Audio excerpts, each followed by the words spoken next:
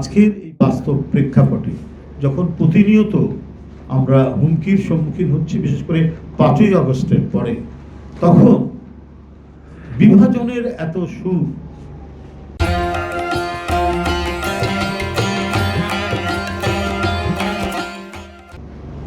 যে অমুক খারাপ আমরা ভালো, আপনি ভালো, সেটা খোঁজ করতে গিয়ে দেখা যাচ্ছে যে না, বালু মহলের সাথে বিএনপির লোক জড়িত যদি থাকে, জামাতের লোকও জড়িত আছে, সেটাও গণমাধ্যমে আসছে।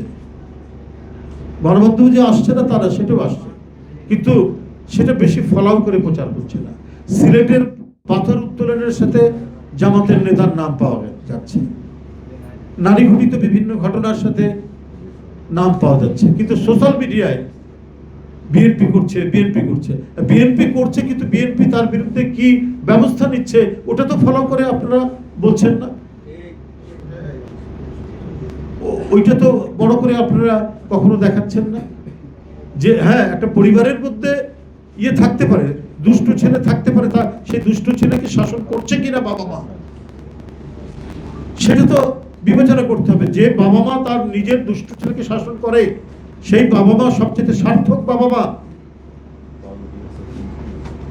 তো আপনারা সেইটা না তুলে খুব প্রথমে সরকারের একজন উপদেষ্টা শুরু করলেন, এখন সেই কোরাস এখন গাচ্ছেন একটি রাজনৈতিক দল। আমি গতকালকেও দেখলাম এই চাঁদাবাজি, বালু উত্তোলন, এই সেই, তো এখানে তো আপনাদেরও নাম পাওয়া যাচ্ছে।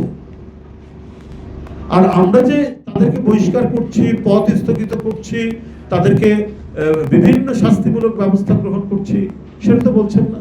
আর সামারসেট মম, বিখ্যাত রাইটার, তার একটি লেখার মধ্যেও তো আমরা পড়েছি, সেটা সবাই আমাদের পাঠ্য ছিল, পড়েছেন নিশ্চয়ই, আপনারা জানেন যে every family has a black sheep, প্রতি পরিবারেই একটা না একটা ব্ল্যাক শিপ থাকে। তো যদি আমরা রাজনৈতিক দলগুলোকে যদি আমরা একটা পরিবার মনে করি, তো দুই একটা ব্ল্যাক শিপ থাকতে পারে না, কুলাঙ্গার থাকতে পারে না।